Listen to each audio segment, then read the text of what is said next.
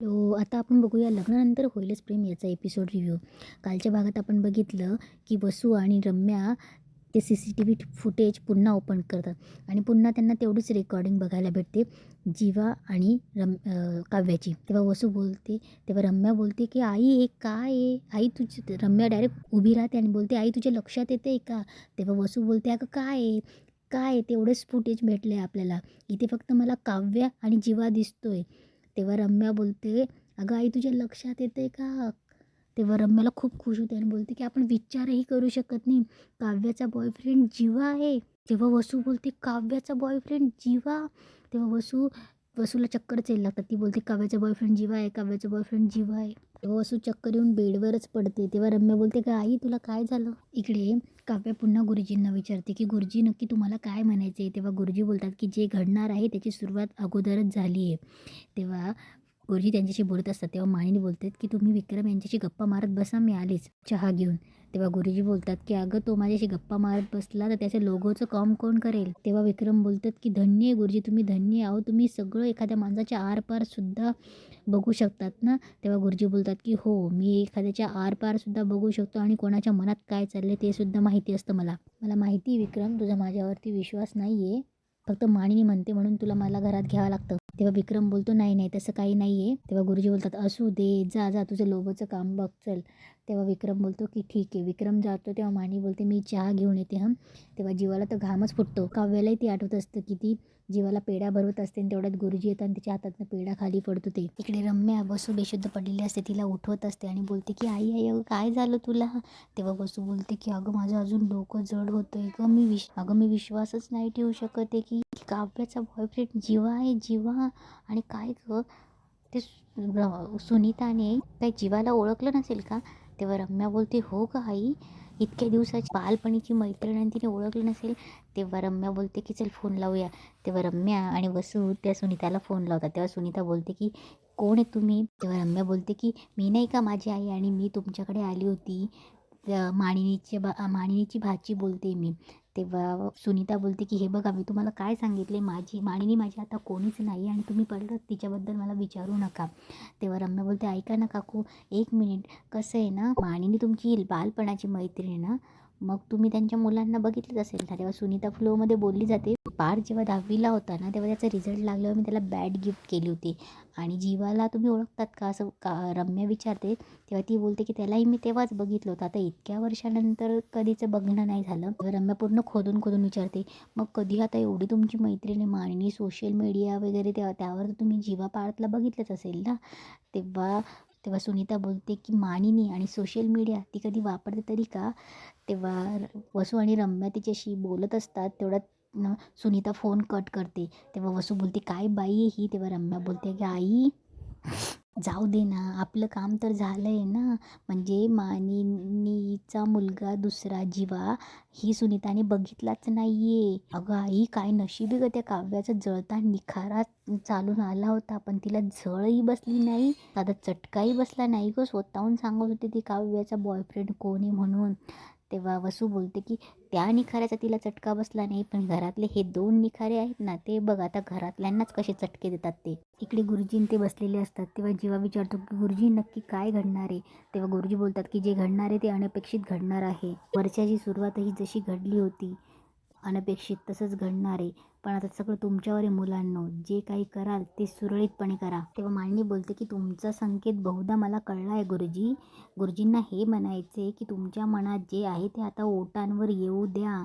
तेव्हा गुरुजी बोलतात, तेव्हा सगळ्यांना स्माईल येते नंदिनीच्या आणि पार्थच्या चेहऱ्यावर. तेव्हा गुरुजी बोलतात की प्रेम तुम्हाला दुबळं बनवतं, तेव्हा नीट विचार करा आणि निर्णय घ्या. तुमच्या निर्णयावरच या वर्षाचा शेवट अवलंबून आहे. पण शेवट झाला तरी त्याला शेवट समजू नका, कदाचित ती नव्याची सुरुवात आहे. तेव्हा पार्थ बोलतो मला काही समजत नाही, सगळं बाउन्सर गेल्यासारखं झालं. तेव्हा नंदिनी बोलते मलाही काही कळत नाही आहे, पण ठीक आहे चला आपण आशीर्वाद घेऊया, बाकी गुरुजी सांगतीलच. तेव्हा ते चौघे गुरुजींचा आशीर्वाद घ्यायला लागतात. काव्य आणि जीवा जवळजवळ असतात. गुरुजी चुकून काव्याच्या आणि जीवाच्या डोक्यावर आशीर्वादाला हात ठेवणार आणि लगेच त्यांच्या लक्षात येतं. तेव्हा ते जीवा आणि नंदिनीच्या डोक्यावर हात ठेवतात आणि पार्थ आणि काव्याच्या डोक्यावर हात ठेवतात. तेव्हा गुरुजी बोलतात की एकमेकांची हाताची पकड सैल होऊ देऊ नका, नाही तर बघता बघता हवीशी वाटणारी गोष्ट हातातून निसटून जाईल. इकडे काव्या ड्रेसिंग टेबल समोर बसलेली असते आणि तिला पार्थचा विचार येत असतो. तेव्हा पार्थ तिला बोललेला असतो, मनात आहे ते ओठांवरही येऊ द्या. तेव्हा तिला मानिनीचे तेही वाक्य आठवतात की मानिनी बोलते की गुरुजींचं असं म्हणणं आहे की जे तुमच्या मनात आहे ते आता ओठांवर येऊ द्या.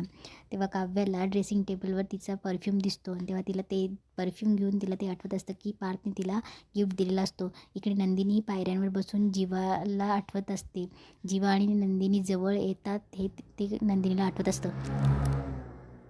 नंदिनी जीवाची आठवण काढत असते तेवढ्यात तिला डोळे बंद करते. तिला जीवा जवळ आलेला आठवतो. जीवा जवळ येऊन तिचा हात पकडतो आणि तिच्या जवळ येतो हे तिला आठवतं आणि क्षणातच जीवा गायब होतो. तेव्हा नंदिनीला स्वतःच हसायला येतं. इकडे काव्यालाही तेच वाटत असतं. काव्यालाही पार्थ दिसत असतो.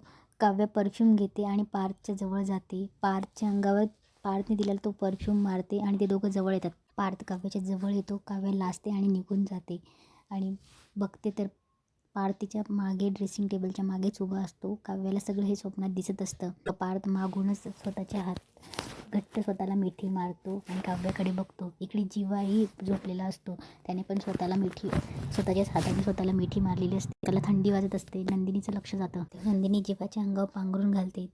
जीवाच्या अंगावर पांघरून घातल्यावर जीवा लगेच नंदिनीकडे बघतो, उठून बसतो. नंदिनी मध्ये त्यांच्या बेडवर जी ब्लँकेट घालून त्यांनी पार्टिशन बनवलं असतं. नंदिनी त्या पार्टिशन क्रॉस करून जीवाजवळ जाते. जीवा त्या पार्टिशनकडे बघतो आणि ते दोघे एकमेकांकडे बघून स्माईल करतात. इकडे दुसऱ्या दिवशी सकाळी मानिनी देवाजवळ उभं असते आणि बोलते की बाप्पा, जबरदस्तीने या नात्यात हवेशी वाटणारं नातं आता दिसायला लागले मला.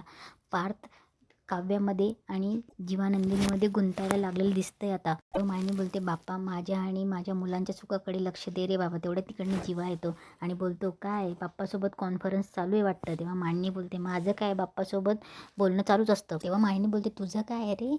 तू बाहेर, पार्थ बाहेर सुट्टी म्हणतात फक्त आणि बाहेर फिरतात. तेव्हा जीवा बोलतो की आई हे बघ ना तुझ्यासाठी काय आणलंय मी. तेव्हा मानिनी बोलते की काय रे माझ्यासाठी. ती उघडायला लागते. तेव्हा जीवा बोलतो, आई प्लीज ना, आता नको ना, गिफ्ट आहे असं समज, नंतर उघड. तेव्हा मानिनी बोलते, असं असतं का? आणि दुसऱ्याकडे काय रे? तेव्हा जीवा लाजतो. तेव्हा मानिनी बोलते की काय. तेव्हा जीवा लाजतो आणि बोलतो, काय गाई तुला लगेच कळतं. तेव्हा मानिनी बोलते, बरं जिच्यासाठी आणलंय ना तिला ते जा. तेवढ्यात पार्थही तिकडून येतो आणि बोलतो, काय आई. तेव्हा मानिनी बोलते, काय रे तू काय आणलंयस माझ्यासाठी.